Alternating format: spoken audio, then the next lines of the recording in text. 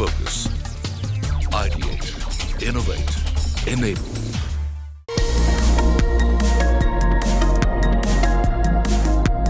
Forbes India and ServiceNow present the COO Collective. Hello and welcome to our series, the COO Collective, brought to you by Forbes India in association with ServiceNow. I'm Paramita Chatterjee. Now, over the course of the series, we've been in conversation with COOs and CEOs about how they've been navigating their company's digital transformation journey. Because indeed, digital transformation is a necessity for all companies in today's day and age. And today we talk about digital transformation, especially when it comes to reimagining manufacturing operations. How can using technology really bring about dividends when it comes to companies in order for them to be agile and competitive in today's marketplace? And to discuss just that and more, we've got with us some leading lights from industry joining us on the show today. Roshan Bitera, who's Senior Manager, Solution Consulting at ServiceNow. Anjana Narwal, Head and AVP, Quality Operations, Reliability and Business Excellence, V-Guard Industries. Arun Anand, COO, Immunil Therapeutics. Anshum Jain, COO, Daimler India Commercial Vehicle. Malana Sasalu, COO, Provident Fund Limited. Thank you so much, all of you, for joining us on this ServiceNow series that we've been conducting. Right, let me start with you, Malana, and talk about you're wearing or rather representing the housing industry. And when we talk about digital transformation, one doesn't really associate it with apartments and residences and construction per se. How would you say it's been deployed, for instance, at Provident, and what have been some of the benefits that you've seen from it? Yeah, thank you, Paramita. One of the things that when we say real estate development, the first thing that comes into mind is the brick and mortar industry. So brick and mortar industry and digitization, how do they come together? And that's the most surprising thing that's happening in our industry, and we have embraced it quite well as Provident Housing. So let me start by saying that, in manufacturing, what do you need? You need quite a number of ingredients, right? The ingredients for us is land, and then construction material and other things that goes into housing, like doors and windows and tiles and so on and so forth. So the land itself, when you look at it, the land itself, what we used to have is the records that we had was old papers since 1990, 1920s, when the land records were made. It was an absolute nightmare, right? It was an absolute nightmare. So now if you look at the state governments themselves have gone into digitization of the land records. So particularly in Karnataka, you go to any corner of the state and you stand there and you open their app, boomi.com or something like that, and then you will be able to see the land records there standing on this. So that helps you as a construction Absolutely, company. it helps us a lot. Okay. Yeah. And what about in terms of your own internal processes? Internal processes is that the first thing is that when you get a piece of land, then you need to measure it. If you want to measure it, if you want to get the contours of the land, and for that you can go for the designing of the property and other things. Then before we used to send people, crew, machineries, and like the theodolite surveying machines. Today we go with the drones, and then a couple of drones will go up and start to take the digital imagery of the entire area, and which gets converted into survey drawings.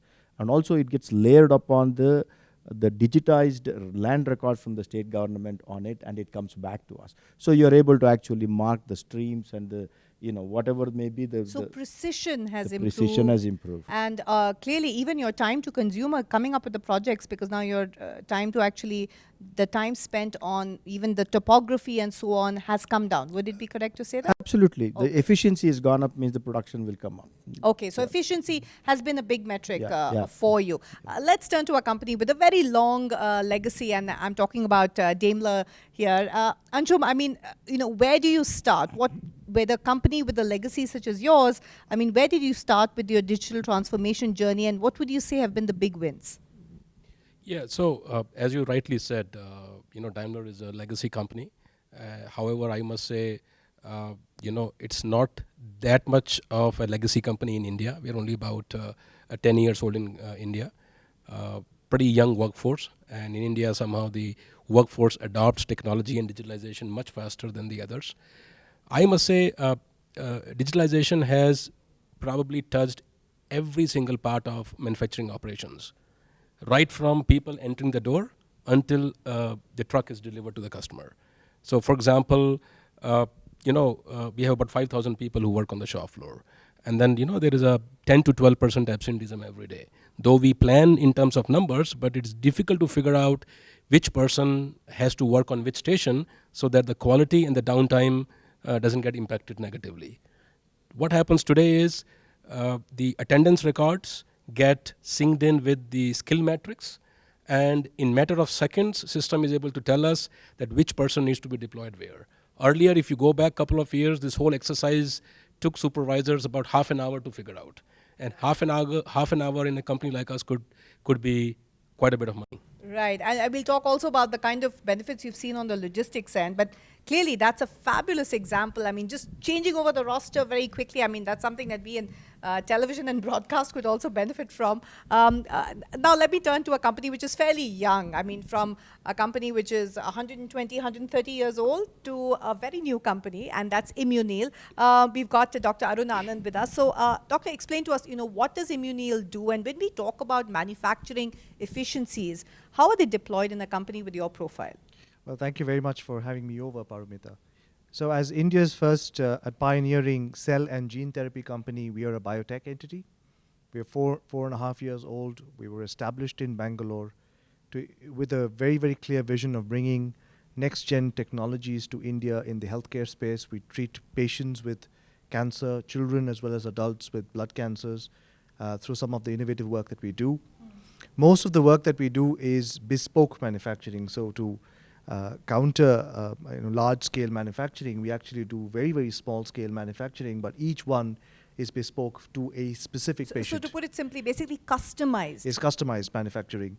Okay. And in order to turn around, our raw material is patient's own cells. So if I'm using patient's own cells, I need to be able to know what the patient went through in their journey of having this disease, what kind of treatments they've received before. How can the cells that I'm harvesting from these patients be used to grow them, to create a product that is tailor-made for them.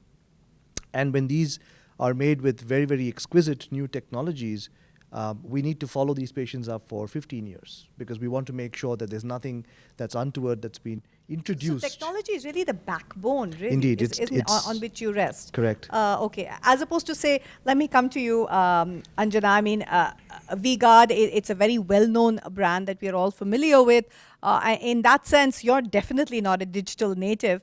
How did you go about really identifying your priorities? See, V-Guard now, it's like 46 years old company. So if I really talk about the numbers, we have got around 10, 11 kind of manufacturing facilities pan-India, and there's a couple of more coming up in another 1 year's time. So it's going to be making another 1 year, if I say, it's going to be around 15, 16 manufacturing location. So keeping that in mind, and it's like a multi-product category company. It's not one product we are dealing with. So it's a very diverse kind of a portfolio, what we have it. Whether you talk about electronics, and all of a sudden it goes into the wires and cables, and then comes down to, I would say, home appliances, solar.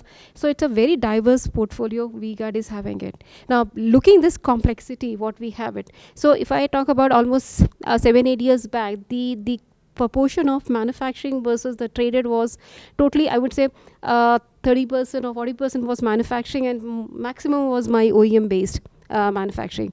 But after this particular competitive world, now actually V-Guard has come to hardcore manufacturing, and that actually requires a demand for digitizing. And integrating integrating all the manufacturing locations so that the management at the top gets a visibility, and that how my manufacturing locations, and with a complex supply chain. That's a very huge, because if I really talk about numbers right now, we have around 350 plus kind of a raw material vendors to handle, and around 160 plus OEMs.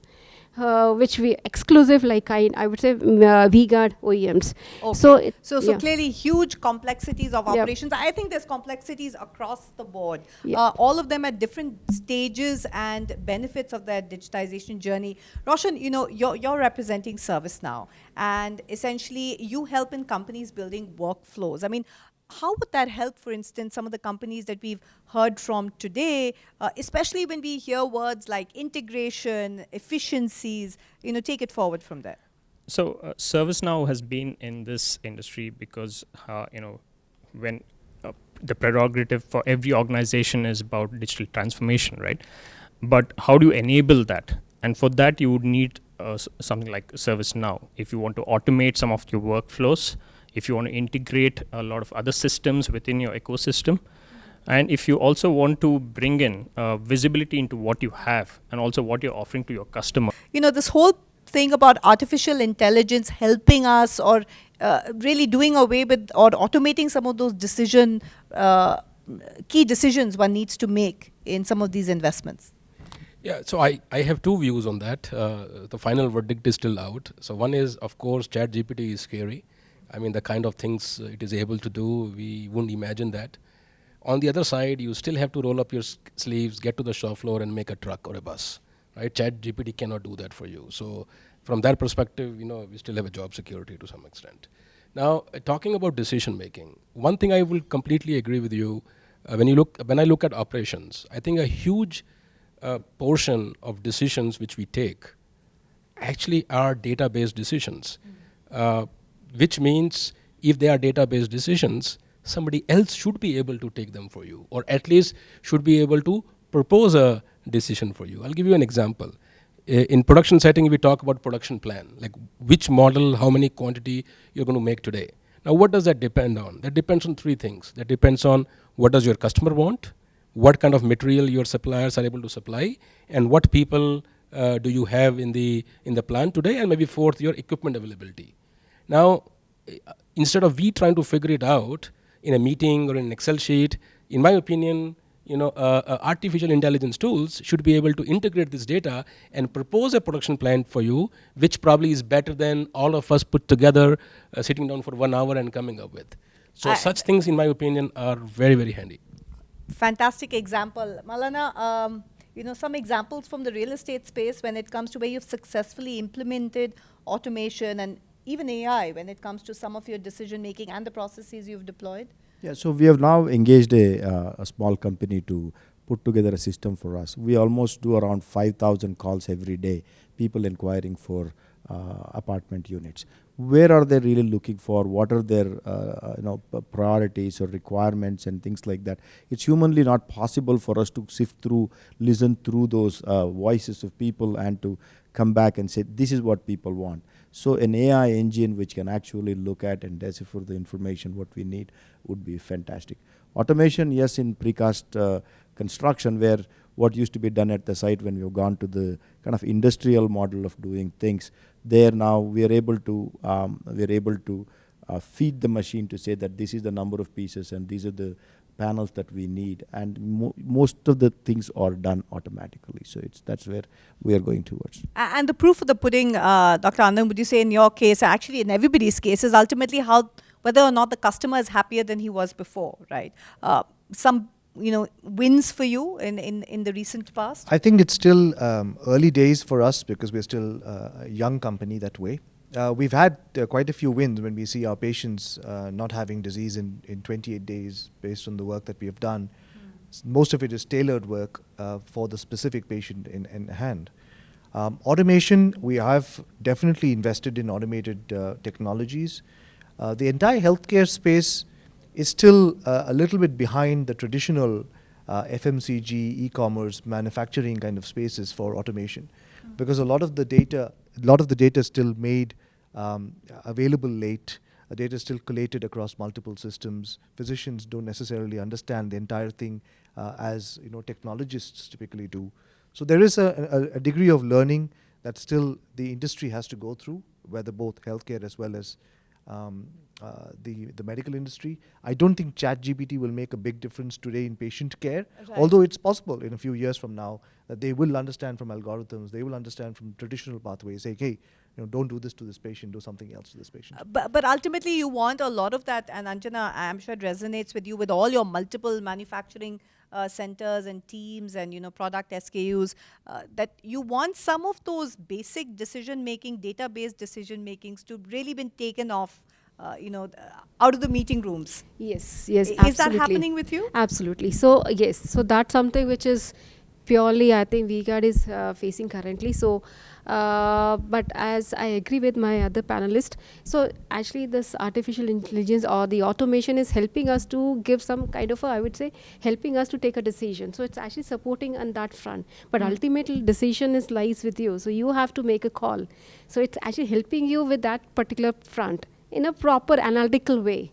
So that's something which is right now for VGuard is still, I think, not up to that mark level. We are still struggling on that particular path. Yes, but we have done a lot of progress in the past few, I would say, a decade's time. So that's something which we have done it. So we are also working with some agencies, experts to help us out with this particular platform so that we'll have one complete solution for entire visibility. And that's what I think most companies are aspiring for. Let's reduce the complexity, yet give us that kind of returns that we are looking for. Roshan, coming from here, most of the companies we've been speaking to in the series are at this inflection point. And especially with the economic headwinds being what they are, everybody is looking more closely at the kind of future investment. So what does the future hold, especially when it comes to really driving some of those operational efficiencies that is required on the manufacturing side? Yeah, traditionally ServiceNow has been focusing on IT. But we have very soon we are in the last 2 years we've been transforming into more verticalization in the industries. So BFSI, manufacturing, and healthcare. So these are some of the solutions that we are bringing out in the market to cater to those specific needs. So that's where we see a lot of growth. As well as we see more and more customers adopting in these industries, because it's more fine-tuned for them. The data model that comes with ServiceNow is related to them, and hence they're able to adopt it much faster. So, and that's something, a lot of localization, right, that you're doing for India, because as we all know, India is always a unique market. That's what we hear about all the time. What works, overseas may not work here in India. Malana, I mean, for you, in terms of your priorities, when it comes to your transformation journey from here on?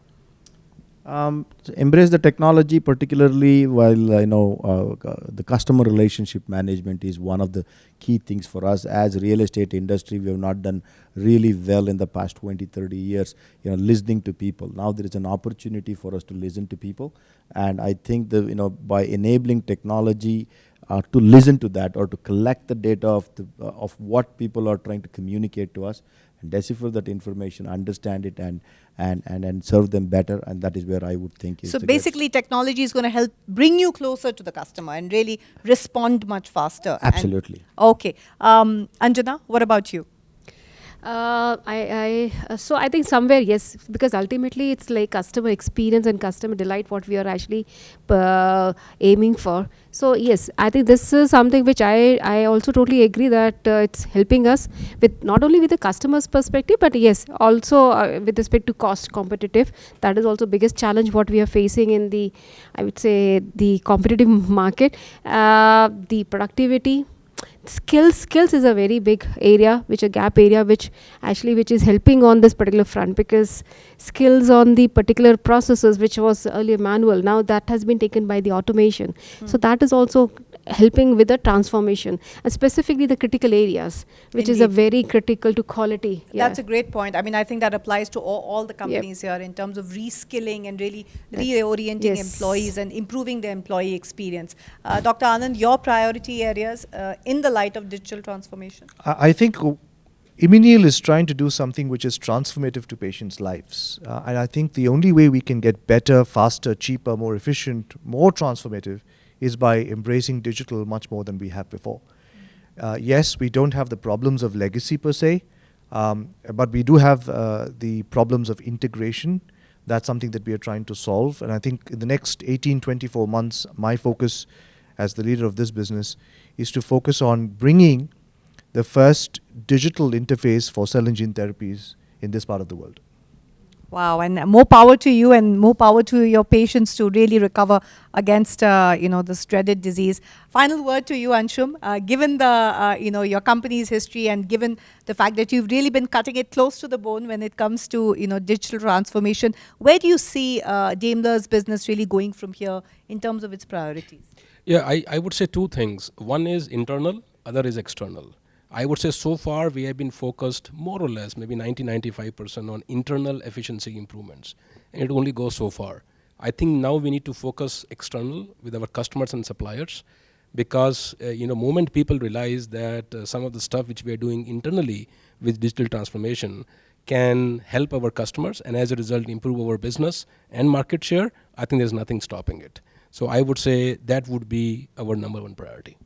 Great. I think we've heard from all the companies, and thank you so much for your honesty and really frankness in terms of some of your transformation wins as well as the challenges. And we wish you all the very best. Thank you, Roshan, for your insights. Clearly, technology is something we can't do without. It is going to be there in some way or form, and companies are learning to use it in the most effective manner possible so that you and I, as customers, can reap the benefits, and companies can also do so down the chain. That brings us to the end of this special ServiceNow series, the COO Collective, brought to you by Forbes India in association with ServiceNow. Thank you so much for watching.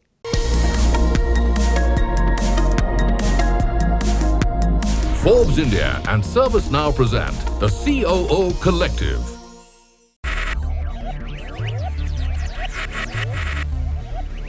Focus, ideate, innovate, enable.